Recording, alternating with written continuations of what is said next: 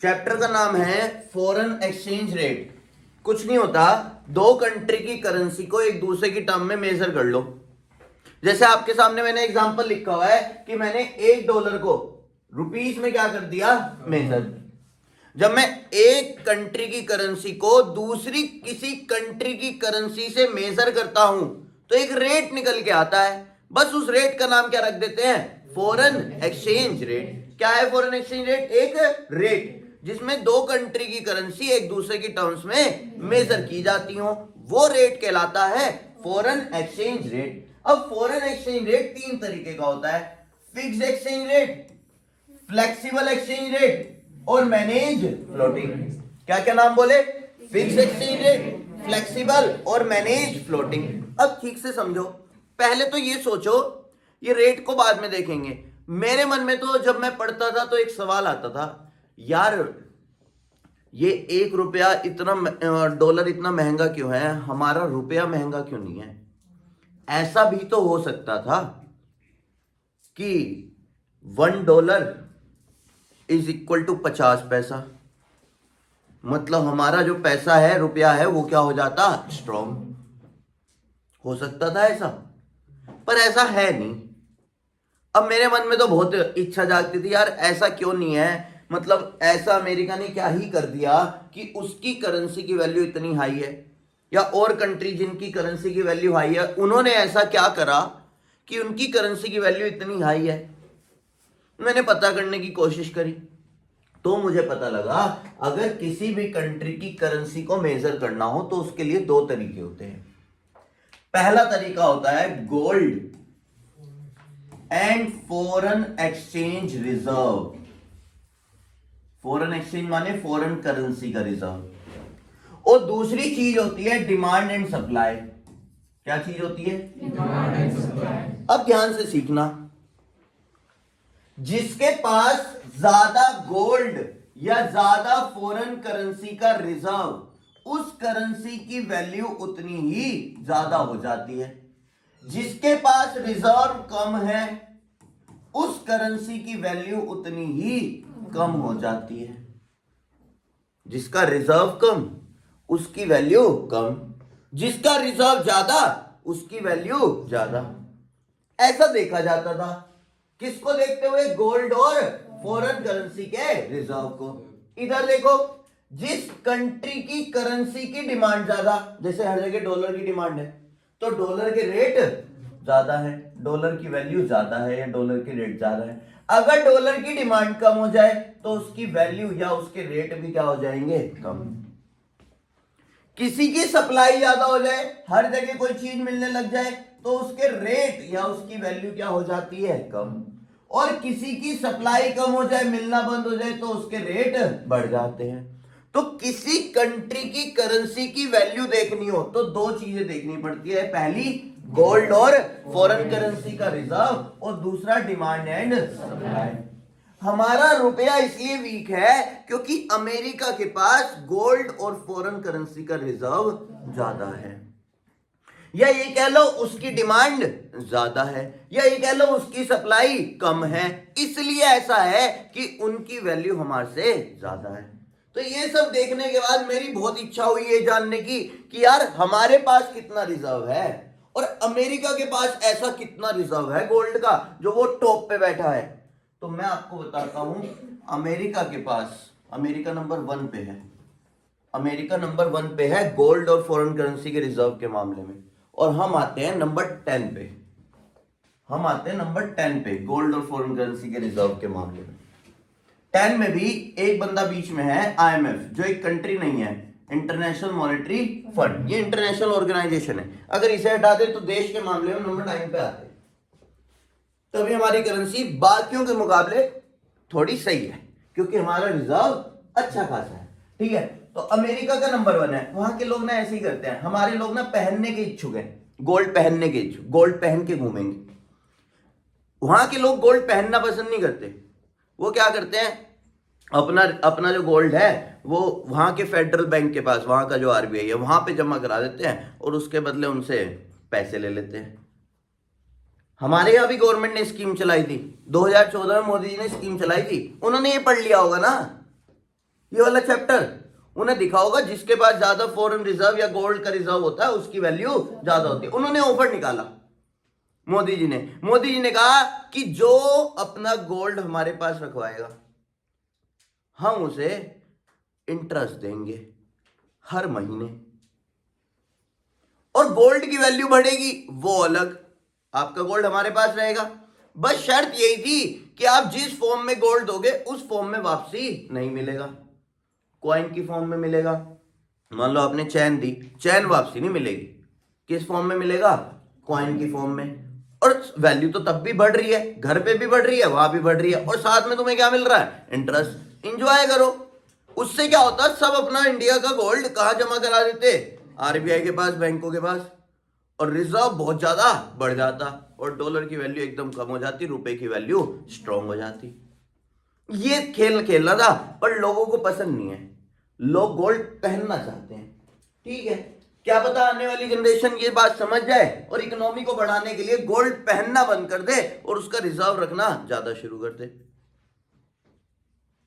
जितना पूरे अमेरिका के पास रिजर्व गोल्ड है ना, उसका 75% वहां के फेडरल बैंक के पास है, जो वहां का आरबीआई है, और हमारे आरबीआई के पास 10% है, सिर्फ 10।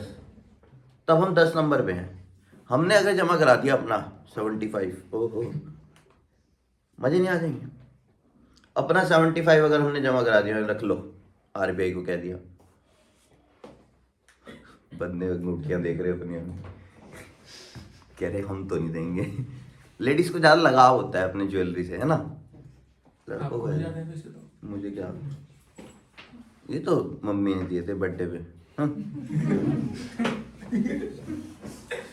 Fix exchange rate, flexible exchange rate और मैनेज फ्लोटिंग। तो सुनो, अब फिक्स एक्सचेंज रेट क्या होता है, ध्यान से देखना। जब गोल्ड और फॉरेन करेंसी को देखते हुए, किसको देखते हुए? गोल्ड और फॉरेन करेंसी को देखते हुए रेट डिसाइड किया जाए तो वो रेट कहलाता है फिक्स एक्सचेंज रेट।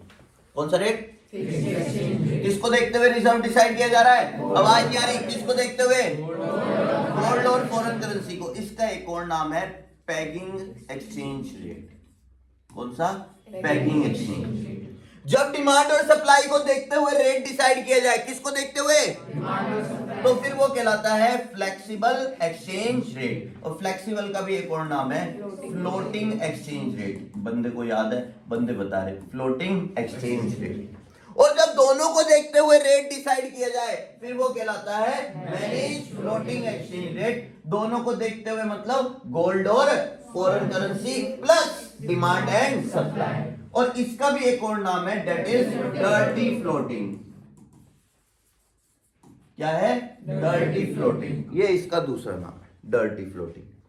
तो फिक्स का दूसरा नाम पेगिंग एक्सचेंज रेट, फ्लेक्सिबल का दूसरा नाम फ्लोटिंग, मैनेज फ्लोटिंग का डर्टी फ्लोटिंग। अब मैं शुरू से बात करता हूं, मैंने क्या क्या बात करी। मैंने बात करी फिक्स एक्सचेंज रेट के बारे में, दो कंट्री की करेंसी को एक दूसरे की टर्म में क्या कर रहे हैं, मेजर। दूसरी बात foreign exchange rate, sorry, foreign exchange rate तीन तरीके का होता है, फिक्स, फ्लेक्सिबल और मैनेज फ्लोटिंग। फिक्स का दूसरा नाम पेगिंग। फिक्स रेट डिटरमाइन कैसे होता है? गोल्ड और फॉरेन करेंसी को देखते हुए, डिमांड सप्लाई को देखते हुए जो रेट डिसाइड होता है, और दोनों को देखते हुए जो रेट डिसाइड होता है वो मैनेज फ्लोटिंग। बोथ। तो देखो क्या लिखा है, it means that rate of exchange which is officially fixed और पेग्ड, इसका दूसरा नाम pegged in terms of gold और any other by the government. ये कौन करता है? गवर्नमेंट। और ये जल्दी से चेंज नहीं होता, इनफ्रीक्वेंटली चेंज होता है। फ्रीक्वेंटली चेंज होना उसे बोलते हैं जल्दी जल्दी चेंज हो रहा हो, इनफ्रीक्वेंटली मतलब जल्दी जल्दी चेंज नहीं होता।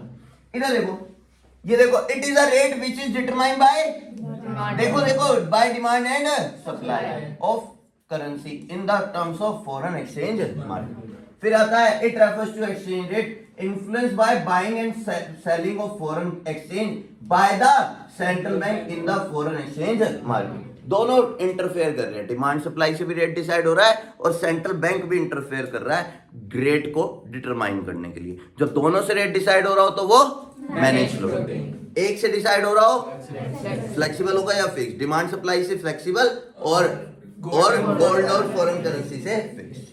चलो बहुत बढ़िया, आगे चर्चा करते हैं।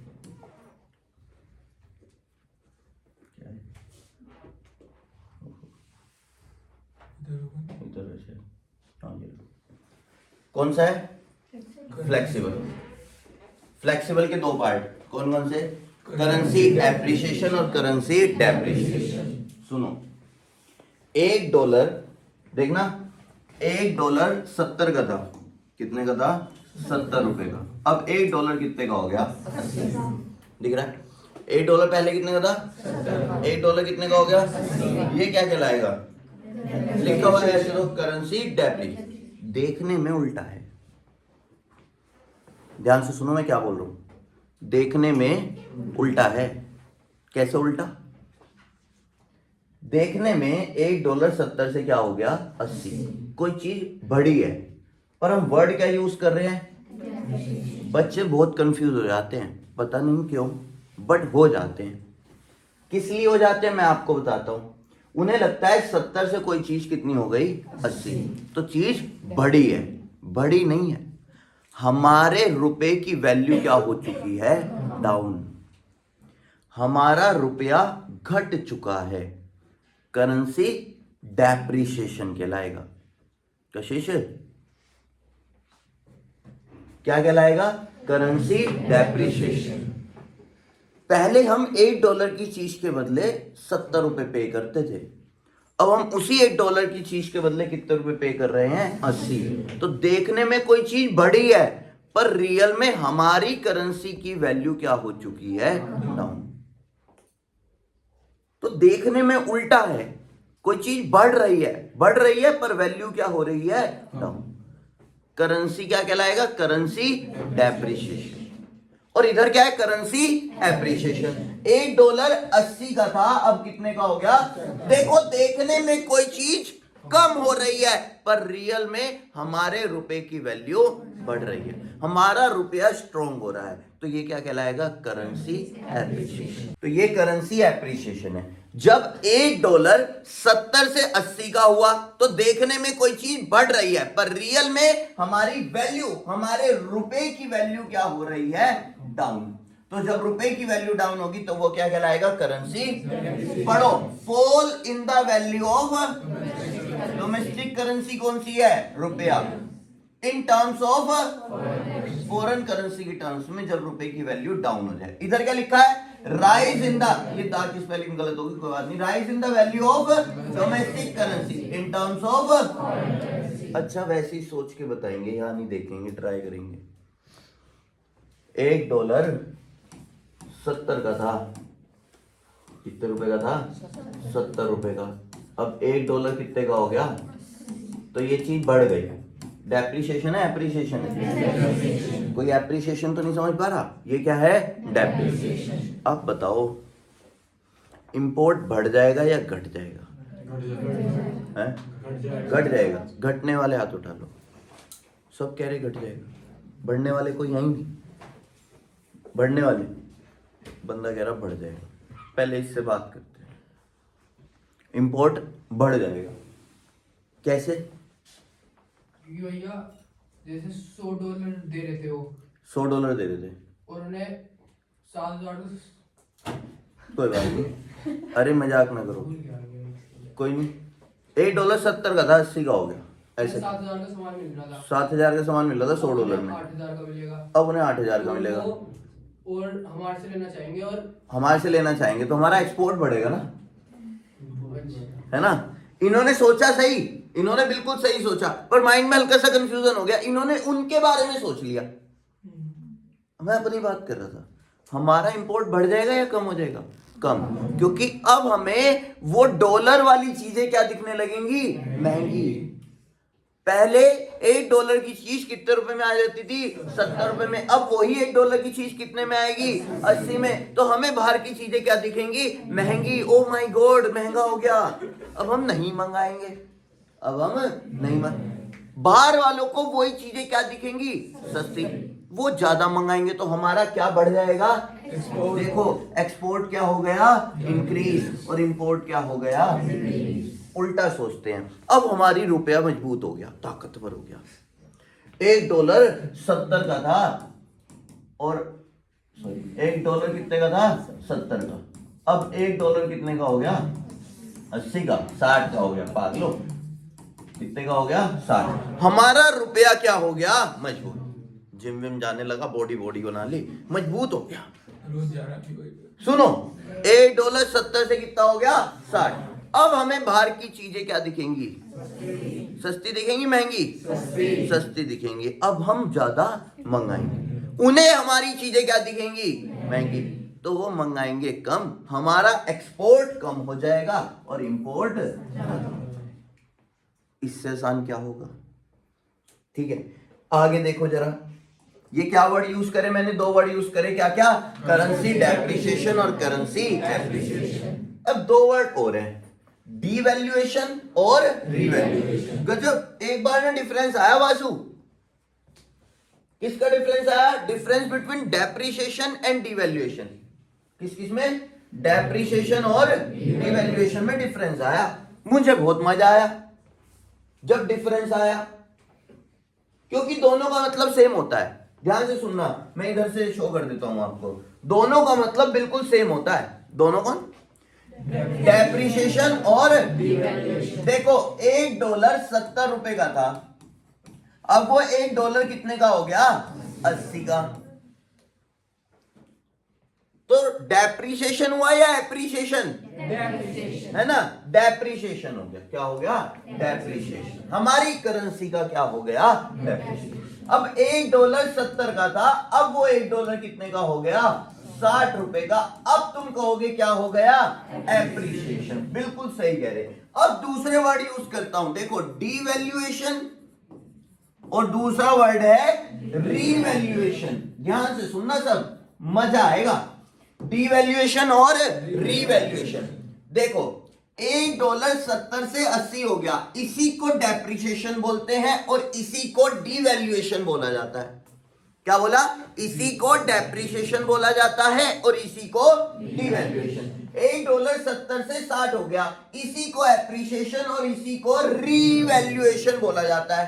पर डिफरेंस आया, difference between depreciation and devaluation. बच्चे कह रहे दोनों चीजें सेम होती हैं, क्या डिफरेंस लिखे, मैं बताता हूं। जब हम फ्लेक्सिबल में खड़े हो, कहां पे खड़े हो, तो वर्ड यूज होते हैं डेप्रिसिएशन और एप्रिसिएशन। जब हम फिक्स्ड में खड़े हो तो वर्ड यूज होते हैं डिवैल्यूएशन और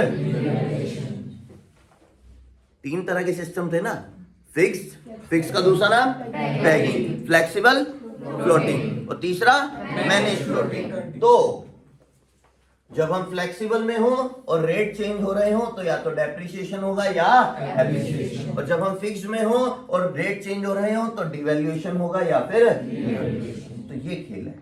तो वर्ड सेम है, बस रेट अलग अलग है, एक्सचेंज रेट अलग अलग है। एक में फिक्स्ड एक्सचेंज रेट है और एक में फ्लेक्सिबल। देखो, ये किसके पार्ट है, किसके पार्ट है, ये फिक्स के, और ये किसके पार्ट थे, फ्लेक्सिबल के। तो अभी हम कहां पे खड़े हैं, फिक्स में। तो फिक्स का मुझे थोड़ा बहुत बताएंगे, क्या वर्ड यूज करे मैंने, डिवैल्यूएशन और रीवैल्यूएशन। देखो, व्हेन गवर्नमेंट एक्शन, गवर्नमेंट की वजह से leads to fall in the value of, government ने अपनी करेंसी की वैल्यू क्या कर दी, क्योंकि हम कहां खड़े हैं, फिक्स्ड में। फिक्स्ड में रेट कैसे डिटरमाइन होता है, किसको देखते हुए, gold and foreign exchange reserve. और ये गोल्ड और फॉरेन एक्सचेंज का रिजर्व किसके हाथ में है, गवर्नमेंट के हाथ में। तो इसलिए बोला जाता है यहां रेट कौन डिटरमाइन करता है, गवर्नमेंट। और वहां रेट कैसे डिटरमाइन होते थे फ्लेक्सिबल में, डिमांड एंड, वो गवर्नमेंट के हाथ में नहीं, डिमांड सप्लाई गवर्नमेंट के हाथ में नहीं है। क्या हाथ में है, गोल्ड और फॉरेन करेंसी का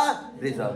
तो इसलिए कहते हैं फिक्स्ड एक्सचेंज रेट डिटरमाइन करती है कौन, आवाज नहीं आ रही, कौन, गवर्नमेंट। और फ्लेक्सिबल रेट कैसे डिटरमाइन होता है, मत बोलो डिमांड एंड सप्लाई, बिल्कुल सही बात। डिमांड सप्लाई को क्या बोलते हैं, मार्केट फोर्सेस।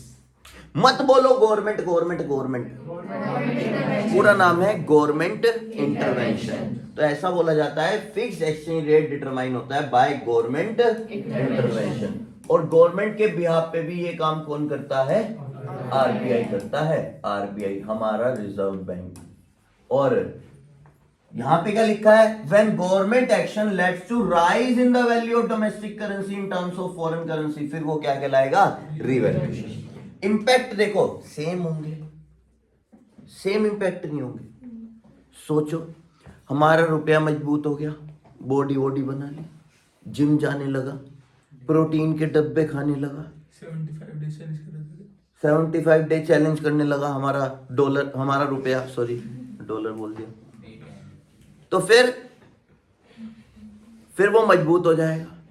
मजबूत हो जाएगा तो हम बाहर से चीजें ज्यादा मंगाएंगे और बाहर वाले हमसे कम मंगाएंगे। देखो, एक्सपोर्ट डिक्रीज हो जाएगा और इंपोर्ट राइज हो जाएगा, और इधर एक्सपोर्ट इंक्रीज हो जाएगा और इंपोर्ट डिक्रीज। जब हमारा रुपया कमजोर हो जाएगा, जिम जाना बंद कर देगा, ठीक से खाना खाना बंद कर देगा, सूखी हड्डी हो जाएगा बिल्कुल, फिर क्या होगा?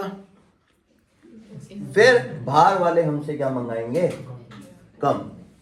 ज्यादा, मतलब हमारा एक्सपोर्ट बढ़ जाएगा, हम बाहर वालों से कम मंगाएंगे। सेम है वो तो, इंपोर्ट एक्सपोर्ट, ठीक है। नाउ शुरू से बात करें तो कितनी चीज हो गई? सबसे पहले foreign exchange rate. Foreign exchange rate के बाद 3 तरह के foreign exchange rate, fix, flexible और मैनेज। रिवीजन ज्यादा जरूरी है, फिक्स, फ्लेक्सिबल और मैनेज। फिर हमारे फिक्स में मैंने कहा कैसे करेंसी एप्रिसिएशन और करेंसी डेप्रिसिएशन, यहाँ वर्ड यूज हुए डिवैल्यूएशन और रीवैल्यूएशन। फिर उसके इंपैक्ट भी पड़े इंपोर्ट और एक्सपोर्ट में। अब आ जाओ सोर्सेज ऑफ फॉरेन एक्सचेंज, ये बहुत गजब टॉपिक है, आजकल ज्यादा चर्चा में। सोर्सेज ऑफ फॉरेन एक्सचेंज, सोचो हम कब आरबीआई से कहेंगे हमें फॉरेन करेंसी दे दे? हम सारा रिजर्व किसके पास है? आरबीआई के पास। अगर हमें फॉरेन करेंसी चाहिए हो तो किससे मांगेंगे? हे आरबीआई प्लीज हमें क्या दे दे? Foreign currency. कब मांगूंगा मैं आरबीआई से फॉरेन करेंसी? उस टॉपिक का नाम है डिमांड फॉर फॉरेन करेंसी। क्या बोला? Demand for foreign currency. जब मैं आरबीआई से फॉरेन करेंसी मांगूंगा, हे आरबीआई मुझे क्या देते? Foreign currency. कहेगा क्या करना है? मैंने कहा यार वो ना बाहर से गुड्स मंगाने हैं। कौन सा गुड मंगाना है? मैंने कहा कूता मंगाना है, कूता। कह रहे कौन सा कूता? मैंने कहा जर्मन शेफर्ड बड़े वाला। कह रहे कितने का आएगा? मैंने कहा 2 करोड़ का है।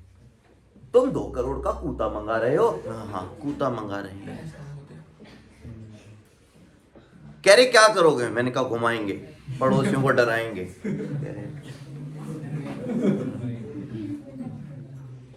कह रहे ऐसा क्या खास है? मैंने कहा उसके 4 पैर हैं। तो महंगा है बस, वो वर्ल्ड चैंपियन है। तो अगर आपको बाहर से कुछ इंपोर्ट करनी है, क्या इंपोर्ट करनी है? Goods and. तो मैंने कौन सा गुड मंगाया? कूता। कुत्ता नहीं, कूता। हाँ, रेस्पेक्ट से बात करो तो सुनो। हाँ, import of goods and service. बाहर से आप क्या मंगा रहे हो? Goods and service. तो मैं आरबीआई कहूंगा मुझे क्या देते? Foreign currency. अब जर्मन से आएगा जर्मन शेफर्ड प्लेन से उड़ के। अब जर्मन वाले तो रुपया नहीं लेंगे, वो डॉलर लेंगे।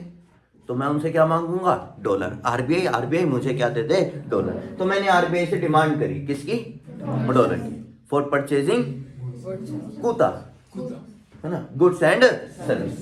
Unilateral transfer to abroad. Unilateral transfer होता है वन साइडेड ट्रांसफर। मान लो मेरे कोई रिश्तेदार बाहर रहते हैं, मुझे उन्हें पैसे भिजवाने, वैसे तो भिजवाने नहीं चाहिए रिश्तेदारों को, वापस कभी नहीं आते। नहीं यार रिकॉर्ड हो रहा, कहीं कोई रिश्तेदार सुन रहा है। तो सुनो, तुम सब अच्छे हो, मेरे रिश्तेदार सब अच्छे हैं। Unilateral transfer to abroad. तो यूनिलैटरल ट्रांसफर टू अब्रॉड, बाहर हम क्या भेज रहे हैं?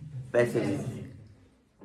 Unilateral transfer to one sided transfer, बदले में उसके कुछ नहीं मिल रहा। मैं आरबीआई कहूंगा आरबीआई पैसे दे दे, डॉलर दे दे। कहेगा क्या करना है? मैंने कहा मेरे रिश्तेदार बाहर रहते हैं, उन्हें भेजने हैं पैसे। कह रहे अच्छा ठीक है, लो रुपया मुझे दे दो और डॉलर ले जाओ। कर सकते हो ऐसा। और क्या करना हो? Purchase of any asset to abroad. आपको एसेट खरीदनी हो, कहां से? अब्रॉड से। तो भी आप क्या मांगोगे? आरबीआई से डॉलर, ऑब्वियसली, है ना। अच्छा एक बात मेरे मन में आई, बहुत फेमस क्वेश्चन है इस चैप्टर का, बार बार आता है, बार बार नजरों में आता है, तो पेपर में भी आने की उम्मीद ज्यादा रहती है जो नजरों में आता है।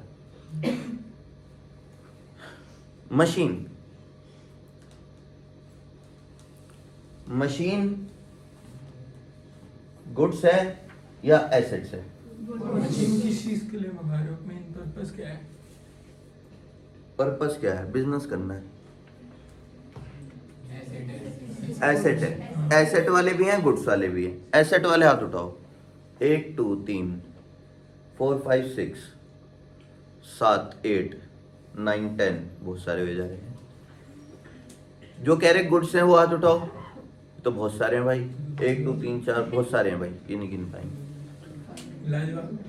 हाँ, जिनका कोई जवाब नहीं है, जो लाजवाब है, कह रहे हमारे पास कोई जवाब नहीं। जिन्होंने पहले नहीं पढ़ रखा वो मशीन को एसेट ही बोलेंगे, और वो अपनी जगह बिल्कुल सही है। जिन्होंने पहले नहीं पढ़ रखा वो मशीन को एसेट्स ही बोलेंगे, क्योंकि मशीन एसेट ही होती है। जिन्होंने पहले पढ़ रखा है, जिन्होंने पहले पढ़ रखा है, वो मशीन को एसेट नहीं बोलेंगे, मशीन को गुड्स बोलेंगे। इस चैप्टर में जो चीज वहां से यहां नहीं आ सकती वो एसेट है, जो इमूवेबल है। जो चीज वहां से यहां आ सकती है वो एसेट नहीं है। इस चैप्टर में ये अकाउंट नहीं चल रही, ठीक है। तो यहाँ पे गुड्स उन्हें माना जाता है जो उधर से इधर आ सकती हैं। बेचने वाले के लिए तो मशीन एक नॉर्मल गुड है, तुम उसको एसेट की तरह यूज करो, तुम्हारी दिक्कत है। गवर्नमेंट कहेगी आपने गुड मंगाया, कैपिटल गुड है, हैवी मशीन्स वगैरह। तो जो चीज उधर से इधर आ सकती है, मान लो आपने वहां जमीन खरीद ली, अब तुम जमीन नहीं ला सकते, कैसे लाओगे, है ना। जमीन नहीं ला सकते, और जमीन नहीं ला सकते तो फिर वो क्या है?